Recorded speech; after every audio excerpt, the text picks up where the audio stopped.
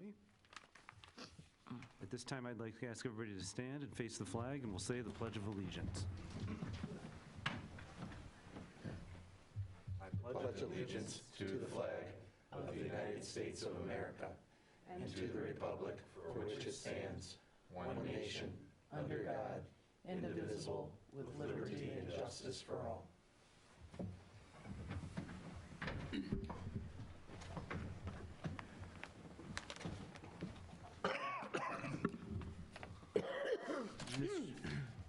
Ms. Schluchto, could we have a roll call, please? Board Member Allen? Here. Board Member Butts? Board Member Gesund? Here. Board Member Krug?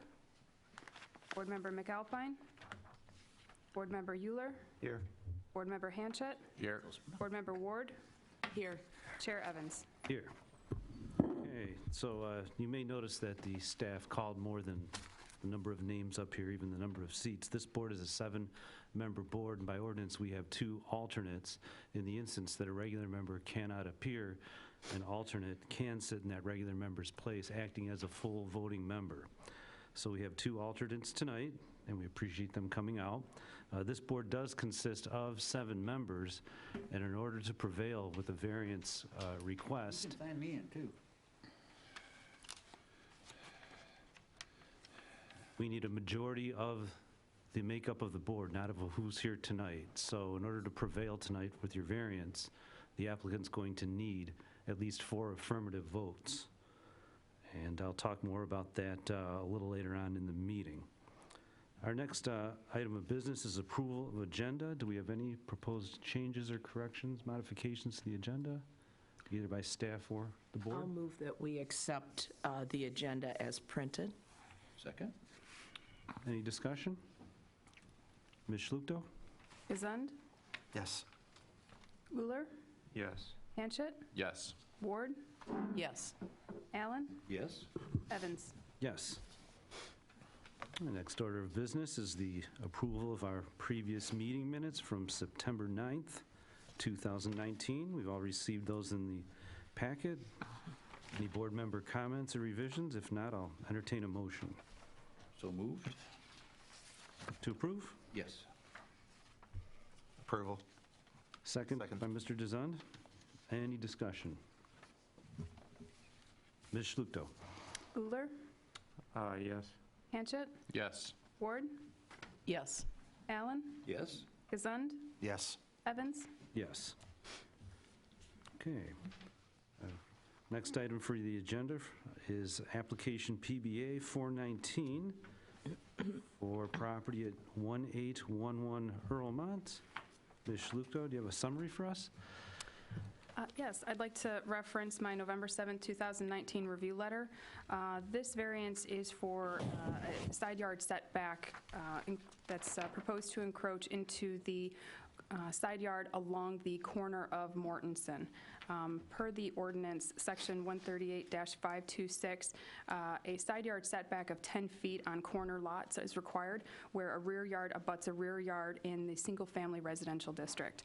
The applicant is proposing to construct an addition onto the principal structure that would encroach into that required side yard setback by 5 feet. So they are requesting a 5-foot setback variance. Okay. Does any member of the board have any questions for staff? I've got, I do have a question. Well, you know what, I'll ask it a little later on in the meeting. Okay. All right, with that being said, I presume the applicant is here?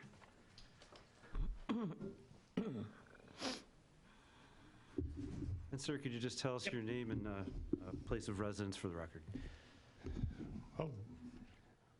Yeah, I'm Mike Gordon. I'm the architect for the homeowner. My office is in Royal Oak. I live in Ferndale, if that helps. They're here with me this evening. This is Jason and Kendra Bath. You were joking because it's a Bath edition, but it's not a Bath edition. So. And we have one letter that we'd like to present from a neighbor on their street. All right, we'll make sure we enter that in the public comment portion. Thank you. And First of all, I'd like to appreciate Erin. She was great, very helpful in getting this process done. And we spent a lot of time trying to come up with a way that this house could be added onto and modified for the client, for their needs. As we're requesting a 5-foot setback variance. It's a unique lot, of course, due to its corner location.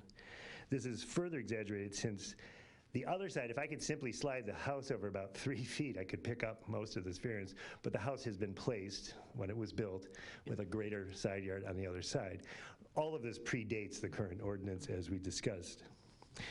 The client desires this addition for a couple of reasons. They wish to reside in this community, and this is going to address their needs both present and future. They desire to make a long-term commitment to the community. Their kids are in school here, and they hope to stay here a fairly long time. The addition and renovation will create a first-floor bedroom suite. This will allow their multi-generational family to spend more time together when the parents visit. Their aging parents will be more comfortable on the main level. It's much more manageable for them without also when they visit either displacing a child from their bedroom or are being forced to spend time in the basement. Looking down the road, as we all age gracefully in place, they will eventually replace their parents' needs with their own. Again, a single-floor living space is a manageable space, and when their children return to visit, well, or as we all know, as the children live there until their 30s, they may need that additional space for themselves. Also, for their present needs, the addition will create a much-needed mudroom. Currently, when you open the side door, you either go down the stairs into the powder room or stumble up the one step into the kitchen. There's no place for anything that they bring home at the end of the day. Further, we're adding a pantry, which I refer to as the Costco pantry, for those bulk purchases. There's never enough storage in these homes that were designed decades ago. So we're always looking for that additional need for that storage. As noted in Aaron's letter, constructing the addition to the rear of the home would impinge upon the freestanding garage. Further, it would block windows, cause roofline challenges with the second floor, remove a porch, and then take out the pergola where they have outdoor entertaining space. It was also suggested looking at a reconfiguration of the space. We looked at eliminating some of the functions by reducing the addition, but it doesn't solve the issue. If we make the addition any narrower, you have a non-functioning room for any function, whether it's a bedroom, study. If we made a 6-foot wide addition, there's not much that we could do with that. And eliminating the mudroom, I think, is a detriment to the family that they need that kind of entry. And also the shower addition to the bath makes it a functional first floor situation. There was also concerns addressed about the impact of the corner site. We think with the 5-foot setback, the front yard setback, and the space between, if you're familiar with the site, this is northbound traffic here. The southbound traffic on this side of the road has a fairly clear shot looking down the street in front of their home. So one of the concerns and one of the reasons the setback exists is for that line of sight at the intersection. We don't think that is going to be a distraction or a hazard. We also cited a number of homes in the neighborhood that have a current or similar setback, somewhere between 4 and 6 feet. It was pointed out those are grandfathered in. Yes, again, they existed prior to the change of the ordinance, but they also enjoy the privilege and the rights of having that kind of home sit in that position. Further, I think you have this in your package.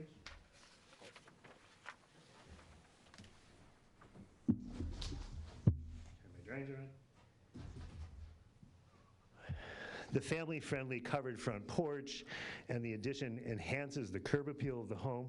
This is a substantial investment in the property, and we hope that you see this as a desirable for the community and for allowing these people to have a long-term goal to stay in the community. We hope you agree, and we hope that there's other imaginative owners that come along that can adapt these homes that have somewhat out-of-date floor plans to present living standards and present way that we live in our homes. We'd be happy to answer any questions, and again, we hope you allow them to move forward this investment in the community. Thanks. Thank you. Do any members of the board have any questions for the applicant? Ms. Ward? I just have a comment. Have spent 25 years in municipal government, and I have to say that that particular rendering or schematic is the best I have seen, and I would like to compliment you as an architect. And I walk past the bath house during the summer when I'm out walking, and I know that they just erected a new garage, a new driveway, and I have to commend them on making an effort to make the house more livable for senior citizens. I have the same house on Rosemont, or pretty similar house on Rosemont, so I do understand the makeup of the home. And yes, you can either walk in the side door, you can walk in and fall down the basement stairs, or you have to close the door in order to use the restroom, which is behind the door. So I certainly do understand the need for their request. I'll let my 20-somethings at work who are expert at all this computer-generated imagery, I will let them know that you appreciate their It's one of efforts. the best. I worked for the city of Southfield for 16 years, and I was part of the planning department, and I have to say, I never saw anything come through that looked that good. So please compliment them and tell them what a fine job they did. Thank you. I have a question. Sure. When was the, well, when I drove by, it looks like the family room addition and possibly what's above it. Do we know if that, when was that That was constructed? prior to you, right? Yes. Well, the family room was already there, and then we put a bedroom on top of it. Well, we made a master, sorry. Yeah, can I ask you just to, so it picks up on the microphones and the video? I'll ask it again. We moved into the house in 2001. The family room was there, but not with the second floor addition. So we put, we made a master bath upstairs, and that we didn't add a bedroom, but moved our daughter's bedroom over the porch and added a master bedroom, and that was 2000. It's been at least 6 or 7 years ago. Yeah, 6 or 7 years ago? Okay. So you had 3 bedrooms upstairs? it three looks like? bedrooms upstairs. Gotcha. Two and a half bath. 2.5 bath. Okay. All right. Any additional questions? I was wondering what the square footage is now, I think it's Just, about 1920. and what would it be? 2,200?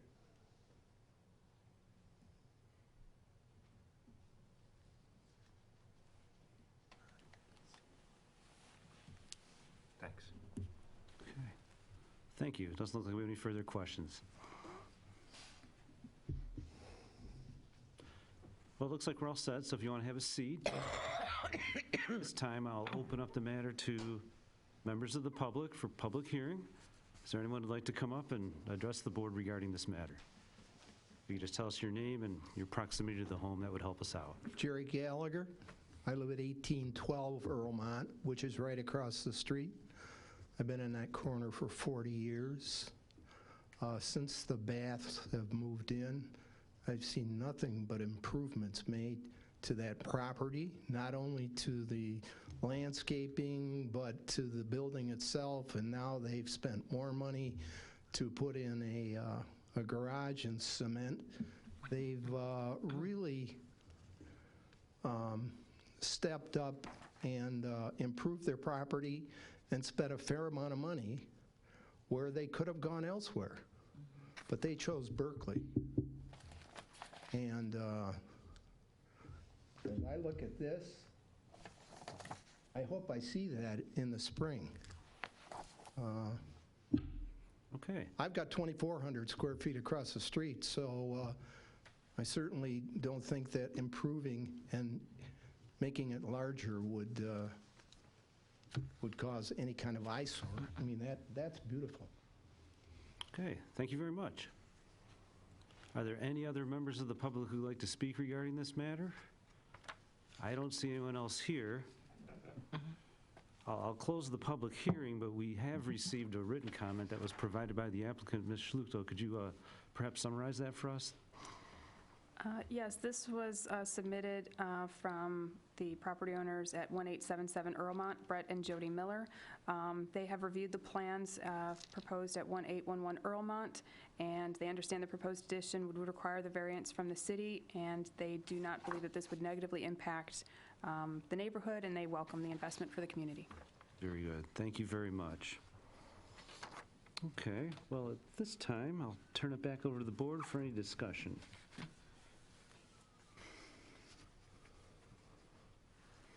I think my main concern was sometimes on a corner lot, when you build and encroach, the visibility at the intersection's difficult. Going by here and looking around and walking around, there's not going to be any visibility issues here. It's set back far enough that no one will have an issue with seeing around the stop sign.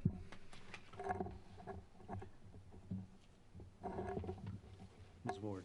I think it's an excellent addition, and that it will improve the neighborhood. I know on Rosemont, my neighbors spend a lot of money to improve and maintain their properties. In fact, 2 houses down from me, they just built a new porch all across the entire front of the house, and it really has improved the value of the home and the curb appeal. So I have no problems with this. As I said, these folks have spent a lot of money with the new garage and the cement that was involved prior to putting up the garage. And the garage is a nice enhancement to what was there. Mr. Ular. So I agree, it's very tastefully done, and it looks good. And I think it probably would look good, or will look good. The problem I have is, I don't think it meets any of the criteria. It just doesn't, really. I mean, and the presentation, you know, a lot of people would like to have bigger homes and mudrooms, and the problem we have going forward is if anybody, you know, let's say somebody makes an addition and decides something that looks like crap and brings it in here, and it's that much bigger. Are we aesthetic judges? I mean, is that what we're doing? So if somebody comes in with, you know, their addition, they like the way it makes the home look better, same kind of impingement, 5 feet. If we grant this, how are we not going to grant that? So that's the problem I have with it. I mean, I think it's well done, and I think it'll look better. Thank you. What I'm thinking. Mr. Chairman? Yes. In response to your concern, we have a number of properties that have added additions, usually dens or activity rooms for children, and especially this particular one that was in the materials provided. I hesitate to refuse to approve this. My feeling is that we could get something similar to what was at 2309 Earlmont. And I think what they're proposing is tasteful.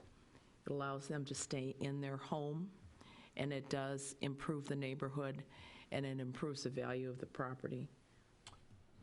If I could respond briefly, Yes, then I have a comment. I just don't recall us granting a variance, at least in my time, for a playroom or a mudroom or something like that, which they would enjoy and would make the property worth more. But I mean, it doesn't meet the criteria, I don't believe. If I could, I'd like to echo sentiments I've heard on both sides of this matter. This is a very excellent proposal. It's clear that people spent a lot of time on it. The cover sheet really, in my opinion, says a lot about how the final product's going to look. I think it's a wonderful addition. Being a homeowner in Berkeley, aging in place is one of my concerns as well, and I share a lot of the needs that the applicant has provided. On the other hand, I too am being challenged to see how the property or what's on the property now and somehow will unreasonably prevent the owner from using the property the way it's allowed to be used. There's still some room in the side to expand. I just think there could be other alternatives, and I'm just not convinced that this meets all of our standards. And our challenge would be as a board that it's important that we try to do our best as individual members and board members to apply all the standards to each request, gain credibility not only for what we're doing today, but future matters that may come down before the road. So unless I hear something different, I'm not prepared to vote yes. It's a beautiful proposal, but at the same time, I don't see it fitting in with our standards. Could I say one more thing? Oh, go ahead, Ryan.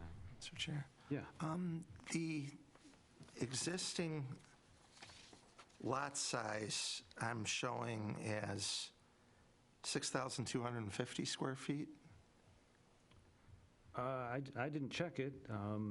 Is that something staff? or perhaps the- 125 by 50. Did you want to ask others here? Did you want the applicant to request, to answer? If they have that info. Sir, if you could come up, and one of the board members had a question.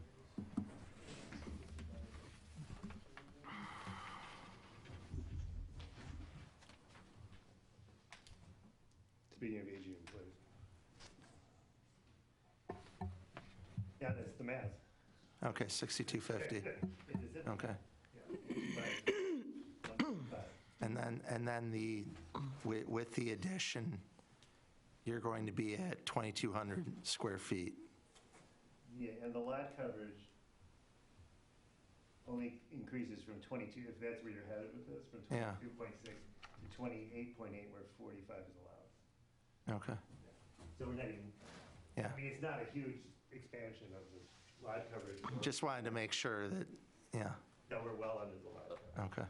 The lot coverage includes the garage as It well. does, yes. And on a corner lot, 45% is the maximum lot coverage. Okay.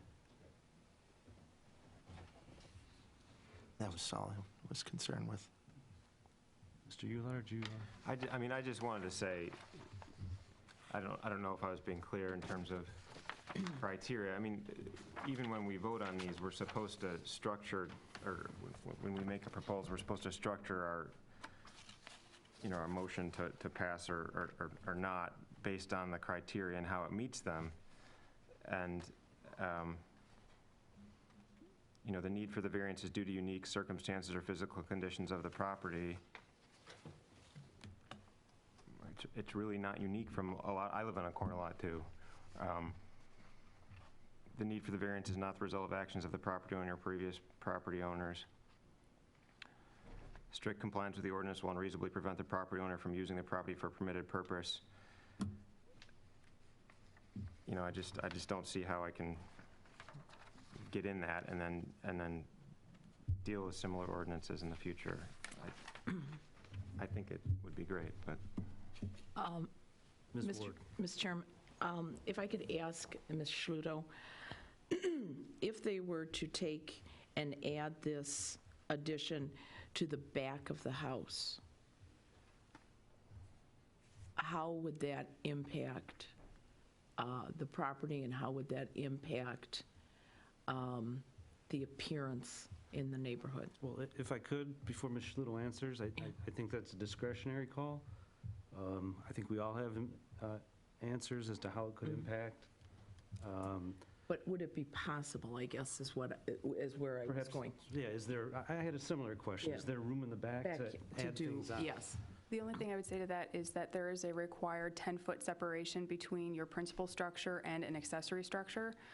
That was something that we had discussed previously with the applicant, but they wanted this course of action. So whether or not they had looked at that,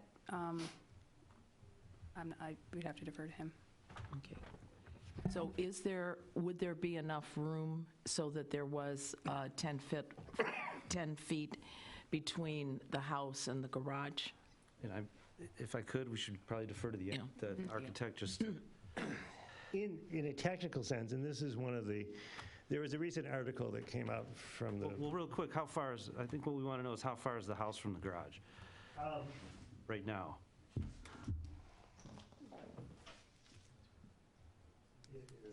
Approximately, I don't have the exact.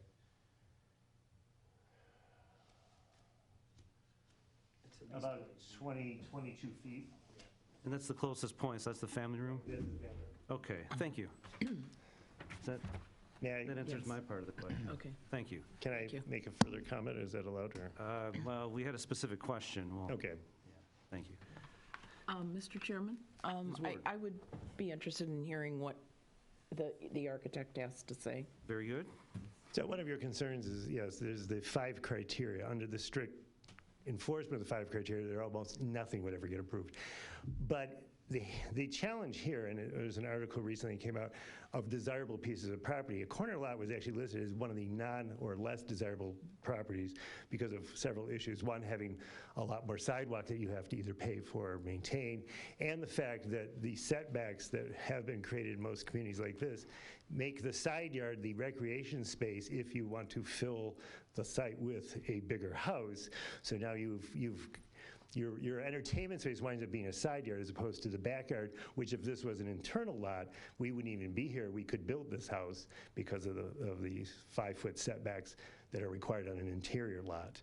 So therein lies the challenge, is because it is a corner lot, it is encumbered with more setback, a narrower house, a narrower footprint that other people mid-block would enjoy and be able to do this addition without having to be in front of you. So, that's part of it. If we put the addition in the back, they have no yard left, and you've got a 10-foot strip of land running along a sidewalk that becomes your only entertainment space. So I think that would not be a desirable result. Then their windows would also be slab up against the garage too, right? I do have a question for staff in regards to the last comment. For interior lots, what are the side yard setbacks for this district? They are a combination of 5 and 10, so they can be offset 5 and 10, but there has to be a minimum of 15 feet between structures. Between structures. So looking at this property, they need 10 feet off the side and 5 feet off, or 10 feet off the street side and 5 feet off the other side. So they really have the same amount of width to work with. Well, it depends on Sir, what the... This is in front of the board now. Yeah, it kind of depends on what the adjacent property's side yard setback is. It looks like they have 5 feet on their eastern side, so that would require Gotcha. 10 feet on the Okay, thank you. subject site. Thank you. And for everyone here, the point I was getting at is, we all know that every property that's subject to the side yard requirement, based on how far it has to be from the house, that's consistent up and down all the blocks. But for this zoning districts, it's 10 on one side, 5 on the other, and that's so what I glean from that is this property is not encumbered by a different setback regulation than others in the area. It's universally applied. Pardon me? I said it's universally applied across Gotcha. the city, Yeah, I think. corner lot. Any other comments or discussion from the board? And if not, I'll entertain a motion. I would just encourage any motion maker, if they would, to try to incorporate our standards as best we can in the motion, just so it's clear for everyone participating and watching tonight, perhaps why we went in the direction we went in.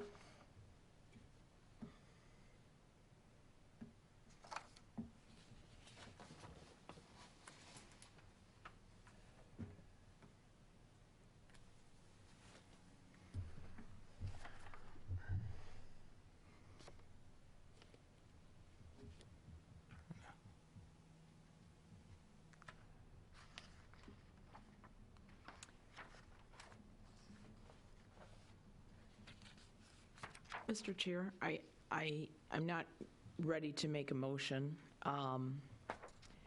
but in reading item A, standards for review, And you're referring to the staff report, right? yes. It says additionally constructing an addition in the rear yard will remove the majority of rear yard lawn space on the property. I would view that as a hardship on the property owners, that if we don't approve this request, that they will have to look at doing something in the back of the house, which would eliminate most of the rear of their property. And having walked by that during the summer months, I do know that they entertain, they have pergola, they have outdoor patio furniture, and so that would all go away, which would, in essence, give them a very narrow strip of property in which to exercise their dog or to have any type of usage of the backyard for entertainment purposes. So I don't know if that responds to Mr. Euler's comments, but that's how I'm viewing it, is that there is a hardship if they have to put the addition in the backyard. Okay, thank you. I guess I'd agree that it would be a hardship to have to put the addition in the back, but I don't think that's the analysis. It's not the proper comparison. I mean, what we would have to compare is whether it's a hardship if they don't build it at all. And, I mean, there's a lot of people who live in a house this size who are not having a hardship in Berkeley. I mean, it sounds callous, but I think that's the proper comparison.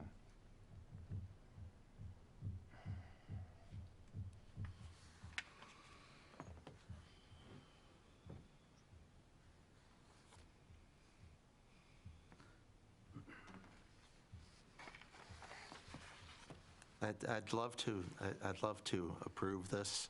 It's a beautiful addition. It's a beautiful home and piece of property, but I just can't see it meeting the criteria that we have to follow. Mr. Allen. Mr. Chairman, how about if we do this?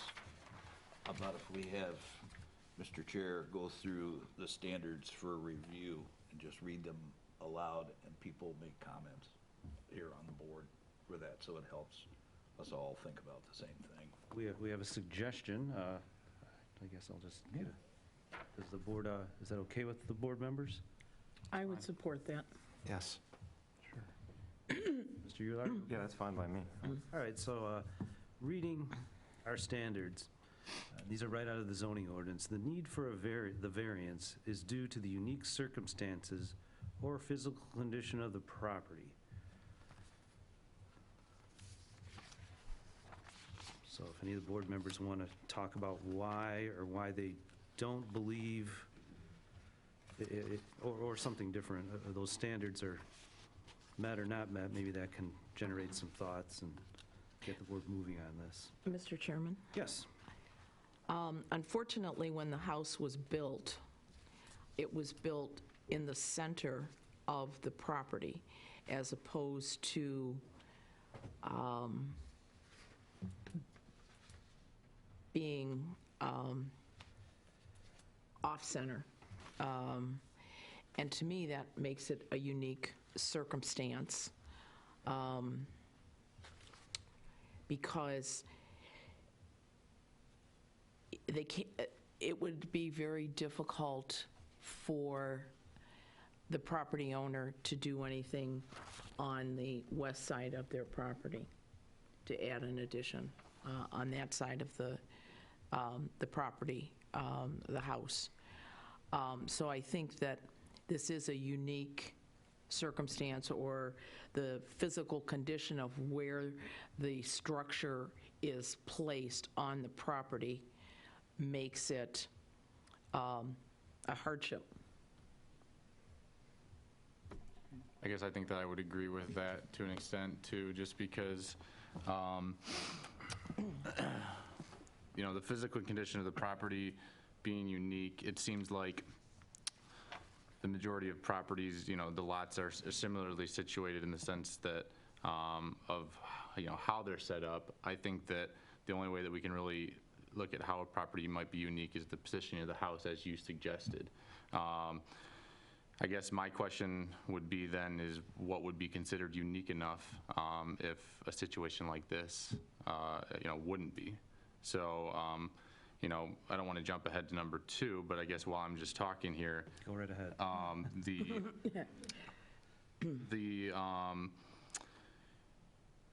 It's not the result of the actions of the property owner or previous property owners. I guess an argument could be made that whoever built the house originally, maybe it's their fault for putting the location of the house where it was. I think it's clear that the current owners, it's not their fault or as a result of anything that they've done. I know we keep getting back to how it looks. Obviously, this looks great. I think that the addition looks like it's already part of the home. It looks like It was built that way. it was built that way. And I think that, while we need to look at these criteria, I think that that's something that should be considered as well.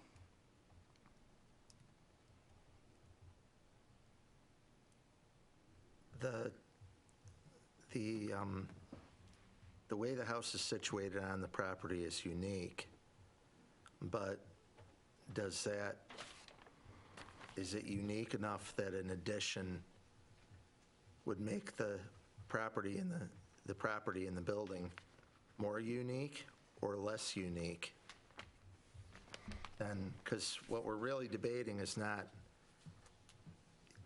is whether or not to build an addition. So without the addition, we're still back at the same place. This is without the addition, we're all set. I'm sorry? Sorry, I'm just saying that if the addition was necessary to keep the house upright, then I would say, yeah, we need this we need this because it's part of it should be part of the house, and it's not. But the way the house is now is to a certain extent fine. I understand the property owner has some needs, but when we make a variance, it goes with the property, whether they stay there or not. And I don't know if future property owners would have the same needs as the Bath family does. Piggybacking on that, if I could, I'm just not convinced there's a unique circumstance with the property. While the house is a few feet off and not fully centered, I'm not convinced that that circumstance, based on all the wonderful, the layout of the house now, somehow causes a hardship or a practical difficulty that perhaps other properties in the area don't have. I just don't see it. While every variance request ultimately is based on, a personal request or the personal needs of the property owner, I think in this instance, by not granting this request, certainly will not render this property and the use of this property any less different than the majority of properties in the area. I also do believe that alternatives do exist. Certainly, there is construction that is allowed along the side street property line. So for those reasons, I'm just not convinced that it meets all the criteria. I would argue that it probably doesn't meet several of the criteria. With that being said, I'll turn it over to any board members who have any other thoughts. Otherwise, I'll entertain a motion. Did you want to go through the other standards, C, D, and D? You know, I guess thinking about this, I'd rather not. I guess if somebody wants to make a variance motion and go ahead and go through those standards on their own and lay those facts out, they can do that. A motion seconder could add on to those support for that. And certainly, we're going to have some discussion on a motion. If anyone for or against the motion would like to say why they believe or don't believe, I think we can get all that into the record. Mr. Allen. I'd like to make a motion that we deny application PBA 04-19 for the reasons that standard A has not been met, standard B has not been met, standard C has not been met, and standard D has not been met. We have a motion. Do we have a second? Second. We have a motion and a second. Is there any discussion on the motion? I'll ask for a roll call vote, please. Hanchett, Yes. Ward, No. Allen, Yes. Gazund, Yes. Uller, Yes. Evans. Yes. I'm sorry your variance request isn't denied. We appreciate the time you've been involved with this. Thank you.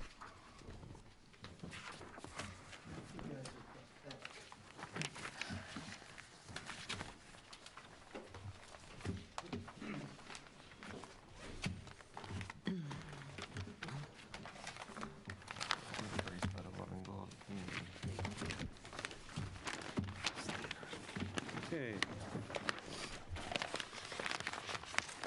Our next item on the agenda is our 2020 proposed dates for the our meeting dates.